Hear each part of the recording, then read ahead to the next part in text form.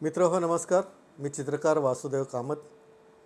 मोगरा फुलला या चित्रसंवादामध्ये आपणा सर्वांचं पुन्हा एकदा स्वागत. गजराज ही चित्रमालिका मी बनवली त्यावेळी हत्ती या विषयावरती जवळ एक 30 चित्र मी बनवले. आता असं पहा की आपण पाहिलेला हत्ती, आफ्रिकेमधला हत्ती, अगदी पूर्वेकडे इंडोनेशिया, जकार्ता तिकडे असलेला हत्ती, या सगळ्या हत्तींच्या ॲनाटॉमीमध्ये, त्यांच्या स्वभावामध्ये सुद्धा फरक आहे. परंतु एक लक्षात घ्या की भारतीय हत्ती जो आहे ना, हा केवळ वन्य प्राणी नाही आहे. पौराणिक कथांमध्ये, पौराणिक काळापासून आपण आपला हत्तीचा समावेश पाहत असतो वेगवेगळ्या कारणाने.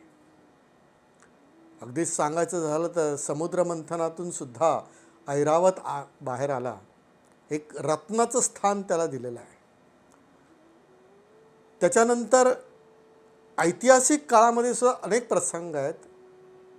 अगदी मोठ्या मिरवणुकीपासून ते युद्धस्थळी वाहन म्हणून वापरण्यासाठी सुद्धा हत्तीचा उपयोग केलेला दिसतो. आणि शिवाय मनुष्य संपर्कात आल्यानंतर हत्ती कुठल्या कुठल्या रूपामध्ये आणि कुठल्या कारणासाठी पाहता आला हेही आपण अभ्यासलेलं आहे. आणि शिवाय एक वन्य प्राणी म्हणून कळप करून राहणारा हा एक प्राणी आहे. कुटुंबवत्सल प्राणी आहे. आपण म्हणतो की मनुष्य हा बुद्धिमान प्राणी आहे, परंतु जीवशास्त्राप्रमाणे सर्व प्राण्यांमध्ये हत्ती हा जास्त बुद्धिमान आहे असं अनेकांचं मत आहे. हे सगळं मी सांगतो एवढ्यासाठी की ज्यावेळी गजराज मी सिरीज करायला लागलो त्यावेळी अनेक विषयांचं एक एकत्रीकरण माझ्या मनामध्ये चालू होतं, त्याचं चिंतन चालू होतं. आणि एक एक विषय निवडायला लागलो आणि जवळजवळ 30 चित्र मी त्यावेळी केली.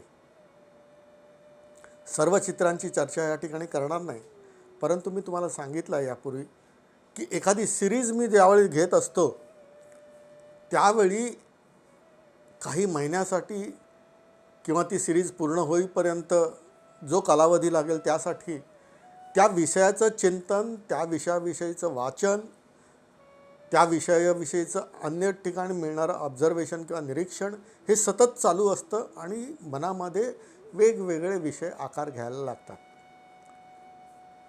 परंतु प्रदर्शनासाठी एक 30-35 चित्रांची मर्यादा जरी असली तरी सिरीज मात्र तिकडेच थांबत नाही. गजराज ही सिरीज मी 2006 केली होती आणि हे चित्र जवळजवळ 2008 सालचं आहे. हे मी एवढ्यासाठी सांगतो कारण सिरीज ही प्रदर्शनापुरती मर्यादित न राहता त्याच्यातून चिंतनाच्या सातत्यामुळे नवीन नवीन विषयसुद्धा आपल्या मनामध्ये आकार धरत असतात. संस्कार असा हा या चित्राचा विषय आहे.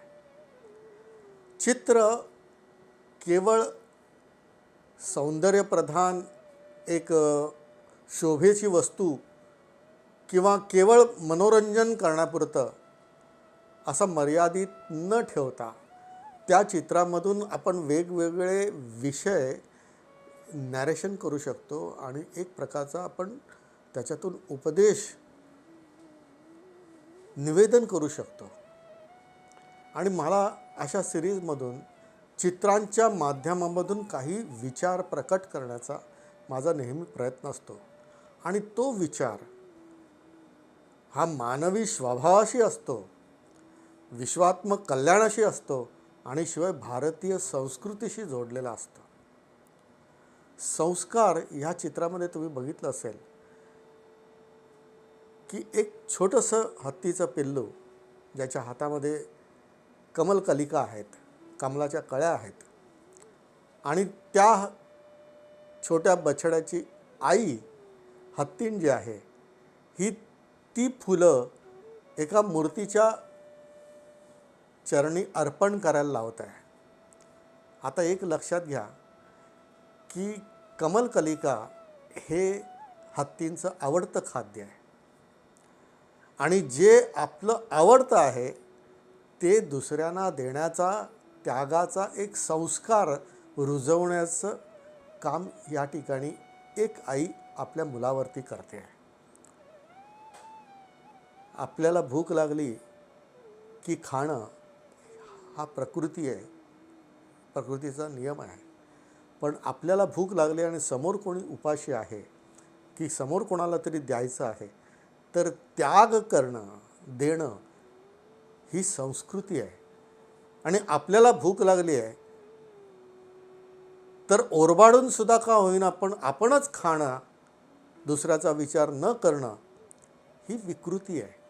भारतीय संस्कृती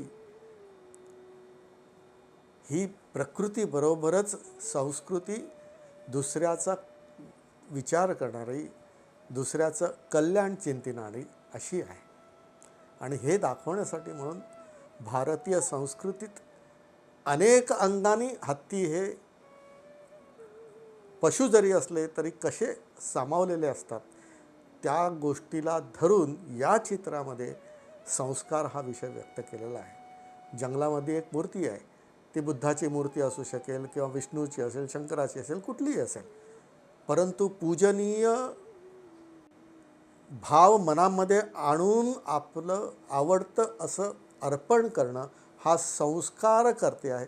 म्हणजे लहानपणी आपल्याला लिहिण्यासाठी, नमस्कार करण्यासाठी आपले वडील किंवा आपली आई हात धरून आपल्याला शिकवत असते किंवा आपल्याकडून चांगलं काम करून घेत असते. त्याचप्रमाणे ही हत्तीण जी आहे आपल्या बछड्याच्या सोंडेला धरून वाहायला शिकवते आहे, अर्पण करायला शिकवते आहे. आणि इतकंच नव्हे तर संस्कार असा आहे की लहानपणापासून तो करावा लागतो, रुजवावा लागतो. आणि हे सत्कार्य आहे, चांगलं आहे, चांगली वळण आहे, यासाठी ती प्रोत्साहन पण देते. म्हणजे मागून जी पुढे करते आहे हा सुद्धा भाव या ठिकाणी आहे. मित्रहो, हे चित्र ज्यावेळी तयार झालं, तैलरंगातलं चित्र आहे हे तयार झाल्यानंतर अनेकांनी हे चित्र पाहत असताना नकळत त्यांचे हात जोडले गेले. अनेकांच्या डोळ्यामध्ये अश्रू आले, भावविभोर झाले. काहींनी तर या चित्राला दंडवत पण टाकले आहे. ह्या माझ्या चित्राच्या कौशल्याचं नव्हे, परंतु ह्या चित्रांमधून जो प्रतीत होतो आहे भाव, त्याच्या प्रती व्यक्त केलेली ती भावना आहे. चित्र तयार झाल्यानंतर आपला विचार घेऊन कायम राहत असतं. यापूर्वी अनेक ठिकाणी अनेक वेळा तुम्ही सांगितलेलं ऐकलं असेल की कलाकारापेक्षाही अधिक आयुष्य घेऊन कलाकृती जन्माला येते. त्यामुळे आपलं चित्र आपल्यानंतरसुद्धा आपला विचार किंवा एक चांगला विचार हे सतत दाखवत राहील, देत राहील, अशी भावना मनामध्ये ठेवून कलाकृतीची निर्मिती व्हावी असा माझा वैयक्तिक विचार असतो आणि त्याप्रमाणे मी करण्याचा प्रयत्न करतो. असंच आणखी एखाद्या चित्रासमोर आपण असंच संवाद साधूया आणि चित्र समजून घेऊया. नमस्कार.